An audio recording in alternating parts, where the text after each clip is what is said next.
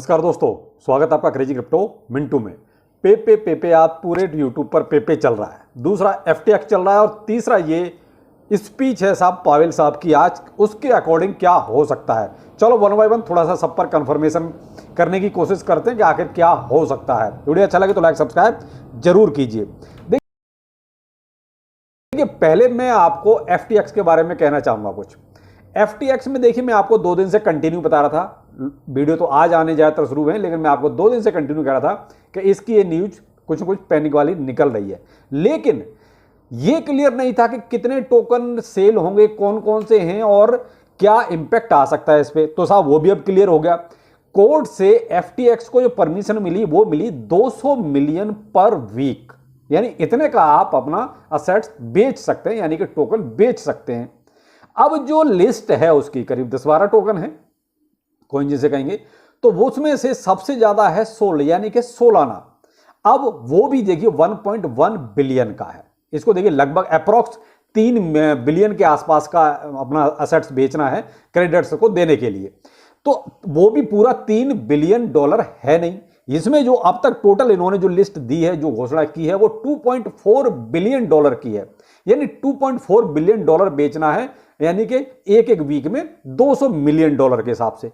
तो उस पर कितना इंपैक्ट आ सकता है, मैं सिर्फ अब ये पूछना चाहता हूं कि कितना इंपैक्ट आएगा मार्केट पे। देखिए साहब FTX के इस बेचने से ये कहो कि मार्केट इसकी वजह से क्रैश होगा, तो साहब मैं अब इस बात से एग्री बिल्कुल नहीं हूं। इसलिए नहीं हूं कि अब तक डाटा नहीं था, अब डाटा सामने है और वो भी एक साथ बेचने की परमिशन मिली नहीं है। 200 मिलियन का बेचना है तो क्रिप्टो मार्केट में 200 मिलियन कोई मायने ज्यादा नहीं रखता।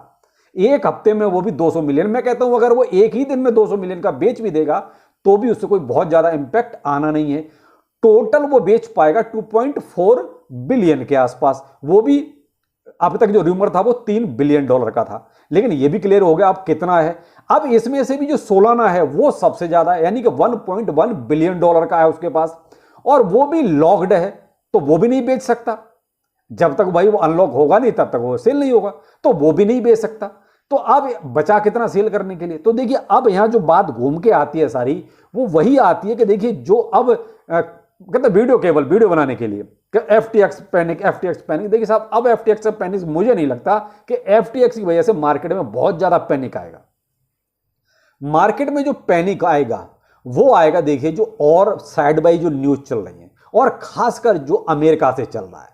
देखिए वहीं से जो ये अब जैसा पावेल साहब की स्पीच है, अगर उन्होंने मान लीजिए आज जो बस आने ही वाली है आपकी, मान लीजिए, तो आप ये मान लीजिए कि अगर उन्होंने कुछ नेगेटिव बोल दिया इकोनॉमी के बारे में, तो भाई साहब मार्केट पे इंपैक्ट आपको पूरा नजर आएगा।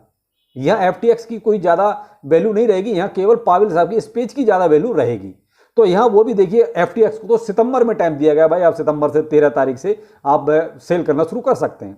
तो देखिए मैं अब यहां पर आपको ये कहना चाहूंगा, मार्केट में गिरावट तो आएगा, लेकिन ये कहूँगा FTX की जैसे आएगा वो नहीं आएगा। वो तो एक मामूली सी $200 मिलियन का कोई बहुत ज़्यादा अमाउंट नहीं होता, वो भी बेचने के लिए।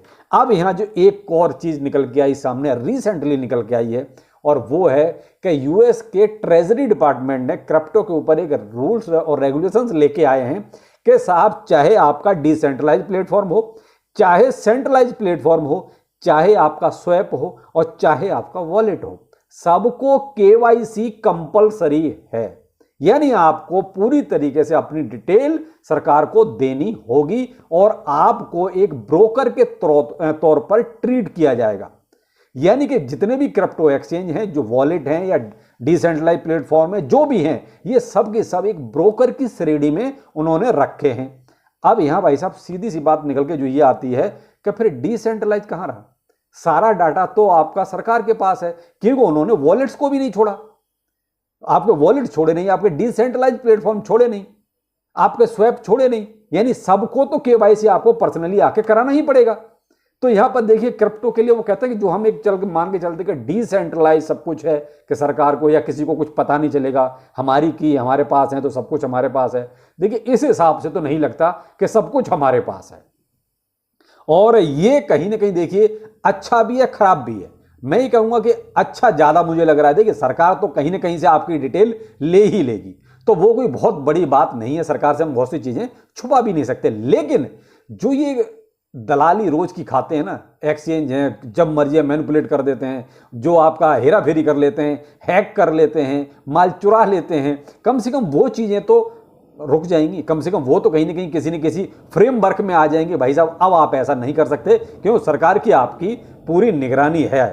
तो यहां पर देखिए, मैं तो ये कहूंगा यूएस का ये जो रूल आया जो भी है, मैं तो कहूंगा ये बहुत अच्छा है, क्रिप्टो के लिए तो अच्छा है। खासकर जब हैक होता है तब इन चीज़ों की बहुत ज़रूरत पड़ती है। जब तक हैक नहीं होता तब तक तो कोई दिक्कत नहीं, सब कुछ ठीक है, लेकिन जब हैक होता है तो वाकई में फिर ऐसी चीज़ों की ज़रूरत पड़ती है। तो लेकिन यहां देखिए, इससे मार्केट पे वही है ना कि थोड़ा सा जो डिसेंट्रलाइज जिस चीज़ को हम समझते हैं उस पर कहीं ना कहीं इंपैक्ट आता है, कहीं ना कहीं वो वैसे ऐसा लगता है कि फिर तो सारी चीज़ें ओपन है, सरकार कभी भी हमसे पूछ सकते हैं, हाँ भाई साहब ये $500 आपका कहाँ से आया है। तो आप उस चीज़ के लिए भी थोड़ा सा ध्यान रखिएगा। आगे आने वाले वक्त में ये चीज़ें आपको सारी अपना डाटा रखना पड़ेगा सेफ एंड सुरक्षित।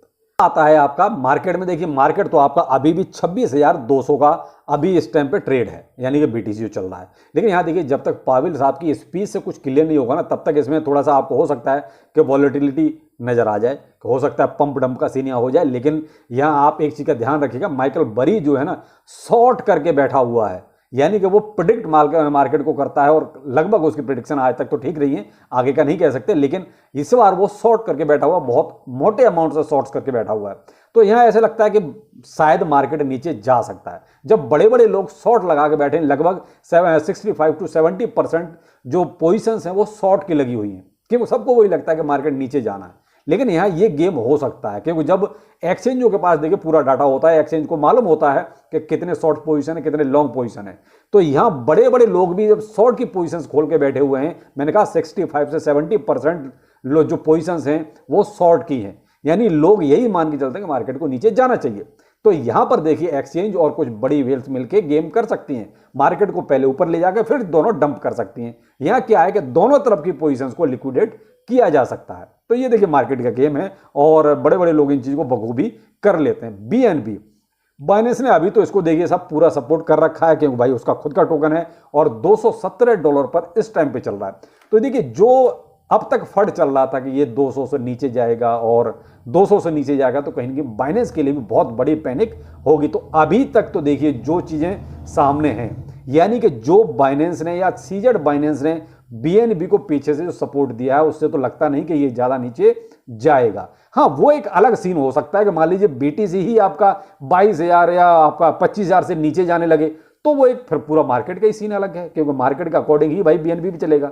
लेकिन फिलहाल तो लगता नहीं कि बीएनबी में कोई ज्यादा पैनिक वाली बात है। तो जिन लोगों ने भाई बीएनबी में अपना कुछ इन्वेस्टमेंट कर रखा है, मैं तो कहूंगा आप होल्ड कर सकते हैं। लेकिन जो ट्रेड जिन्होंने लिया हुआ है, तो भाई ट्रेड आप मार्केट के अकॉर्डिंग आप अपना स्टॉप लॉस वगैरह तय कर सकते हैं, क्योंकि यह जो आज का मेन टॉपिक है वो है पावेल साहब की स्पीच, कि वो स्पीच में क्या आके बोलेंगे। अब ये फिर मिलते हैं किसी नए अपडेट के साथ। नमस्कार।